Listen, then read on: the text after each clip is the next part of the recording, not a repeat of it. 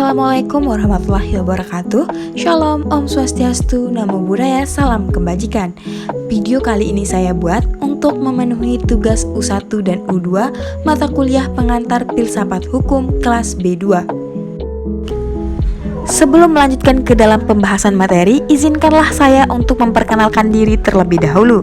Saya Nesti Diayu dengan nomor induk mahasiswa D1A 020386, jurusan Ilmu Hukum Fakultas Hukum Universitas Mataram. Pada kesempatan kali ini, kelas pengantar filsafat hukum B2 diampu oleh Bapak Dr. Upran SHMH. Dalam video kali ini, saya akan membahas mengenai aliran hukum alam dan positivisme hukum dalam pengantar filsafat hukum.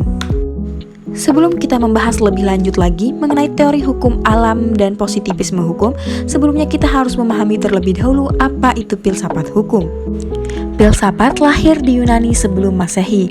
Dalam bahasa Yunani, filsafat disebut philosophia yang berasal dari kata philos dan sophia.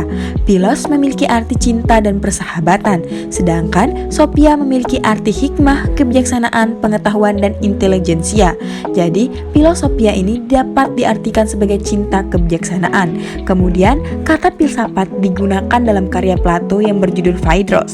Dalam hal ini menjelaskan bahwa makhluk bijak terlalu luhur bagi manusia, yang mana kata tersebut hanyalah pantas untuk dewa.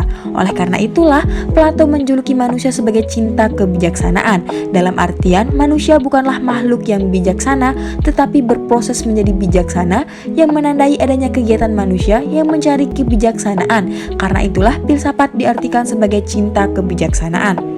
Jadi dalam hal ini, pengertian filsafat hukum menurut Gustav Radbruch merumuskan dengan sederhana, yakni bahwa filsafat hukum itu adalah cabang filsafat yang mempelajari hukum yang benar.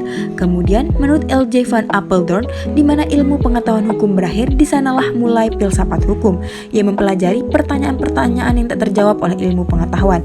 Terdapat 3 pertanyaan penting, yakni yang pertama, adakah pengertian hukum yang berlaku umum? Yang kedua, apakah dasar kekuatan mengikat dari hukum?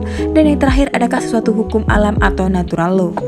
Masuk ke materi yang pertama, yaitu teori hukum alam atau aliran hukum alam, yang mana hukum alam merupakan salah satu aliran tertua dalam filsafat hukum, tepatnya pada zaman Yunani kuno. Aristoteles dalam konsepnya menanggapi bahwa hukum alam sebagai suatu hukum yang berlaku dengan sendirinya. Hukum alam tersebut dibedakan dari hukum positif yang seluruhnya bergantung dari ketentuan atau penilaian manusia. Aliran hukum alam ini juga berkembang menjadi 2 macam, yaitu yang pertama, hukum alam yang bersumber dari Tuhan, dan yang kedua, hukum alam yang bersumber dari rasio manusia. Yang pertama adalah hukum alam yang bersumber dari Tuhan. Thomas Aquinas menyatakan terdapat 2 pengetahuan yang berjalan bersamaan, yaitu pengetahuan alamiah yang berpangkal pada akal dan pengetahuan iman yang berpangkal pada wahyu ilahi. Kemudian terdapat yang pertama, lex aeterna, yang berarti hukum rasio Tuhan yang tidak dapat ditangkap oleh panca indera manusia. Maksudnya hal ini merupakan hukum Tuhan. Hukum Tuhan yang tidak dapat diterima oleh pikiran secara rasional, melainkan hanya dapat diresapi dan diyakini secara irasional sebagai bentuk keyakinan pada hukum-hukum Tuhan. Kemudian yang kedua yaitu lex divina, yaitu hukum rasio Tuhan yang dapat ditangkap panca indera manusia.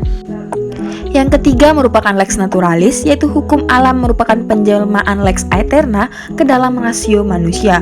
Maksudnya, manusia dapat menangkap adanya ketentuan hukum Tuhan dengan mengamati ciptaannya berupa alam kehidupan dan lain sebagainya. Dan yang terakhir adalah lex positivis, yaitu hukum alam yang diterapkan ke dalam kehidupan manusia di dunia yang lebih nyata atau konkret dalam kehidupan manusia, seperti membentuk undang-undang. Yang kedua adalah hukum alam yang bersumber dari rasio manusia.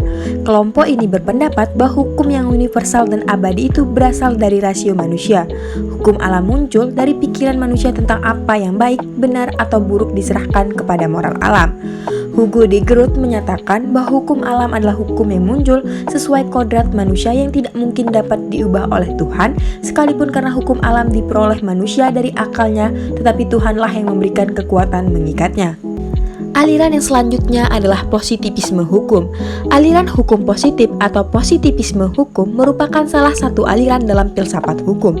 Aliran ini memandang perlunya memisahkan secara tegas antara hukum dan moral, antara hukum yang berlaku dan hukum yang seharusnya, antara Dasein dan Dasolen. Positivisme hukum sangat mengagung-agungkan hukum yang tertulis dan menganggap bahwa tidak ada norma hukum di luar hukum positif. Aliran ini menganggap semua persoalan dalam masyarakat harus diatur dalam hukum tertulis. Sikap penganut aliran ini dilatar belakangi oleh penghargaan yang berlebihan terhadap kekuasaan yang menciptakan hukum tertulis. Mereka menganggap kekuasaan itu adalah sumber hukum dan kekuasaan adalah hukum. Di dalam aliran positivisme hukum ini terdapat aliran hukum positif analitis. Salah satu tokohnya adalah John Austin yang mengemukakan bahwa hukum adalah perintah dari penguasa negara. Hakikat hukum terletak pada unsur perintah itu. Austin memandang hukum sebagai suatu sistem yang tetap, logis, dan tertutup. Hukum adalah perintah yang mewajibkan seseorang atau beberapa orang. Ia menyatakan bahwa hukum dan perintah lainnya berjalan dari atasan atau superior dan mengikat atau mewajibkan bawahan atau inferior. Aliran yang kedua ini merupakan aliran hukum murni. Salah satu tokohnya adalah Hans Kelsen yang mengemukakan bahwa hukum harus dibersihkan dari anasir-anasir yang non-yuridis seperti sosiologis, politis, historis, dan etis. Hukum adalah suatu solen kategori atau kategori keharusan atau ideal, bukan sains kategori atau kategori faktual. Lebih lanjut, Kelsen menguraikan bahwa hukum adalah suatu keharusan yang mengatur tingkah laku manusia sebagai makhluk rasional. Dalam hal ini, yang dipermasalahkan bukanlah bagaimana hukum itu seharusnya, melainkan apa hukumnya. The last slide is about what is the difference between natural law and positive law. I think we know the answer from my previous explanation, but I will tell you again the answer.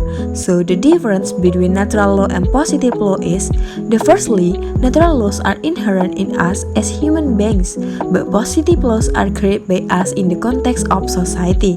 The secondly is, the space of natural laws is universal and everywhere, but the positive law are only applicable to geographically defined political territory such as the controlled by a government. The thirdly is, natural law are eternal and constant, but positive law can be amended or rescinded. The fourthly is, natural law is based on reason and human beings have the free will to choose what they feel is right or wrong, but the positive law prescribes what is the right or wrong and people have to abide by the prescriptions, and these are enforced by institutions such as the police and judiciary. The last is, natural law is combination of laws and morals, but positive law is the separation of laws and moral. Okay guys, that's all from me. Sorry if there are some mistakes, cause I'm only human. Thanks for your watching and thanks for your attention. Bye bye. Wassalamualaikum warahmatullahi wabarakatuh.